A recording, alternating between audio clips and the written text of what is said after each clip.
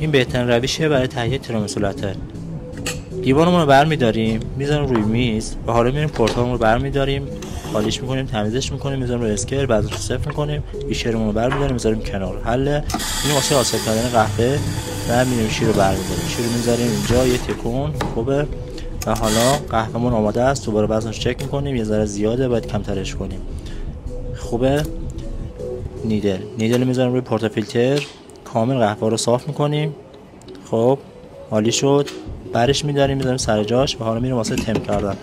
تمپ رو انجام میدیم، میبندیمش به دستگاه و حالا یه شات اسپرسومون رو میگیریم. شیر بینم لیوانی قرار داخلش یخ برمی‌داریم و داخل لیوان اضافه می‌کنیم. اندازه‌اش عالیه. در یخ‌سازون می‌دیم، بیرون می‌ذاریم سر جاش و حالا لیوان می‌بریم می‌ذاریم روی میزمون. شیر رو تکون میدیم، در شیر باز می‌کنیم و داخل لیوانمون اضافه می‌کنیم.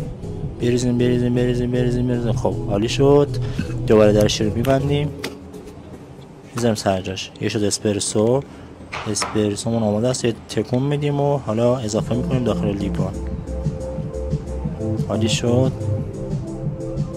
خب حل اینم که خامه است. خامه رو برمی‌داریم و مرتب داخل لیوان اضافه می‌کنیم.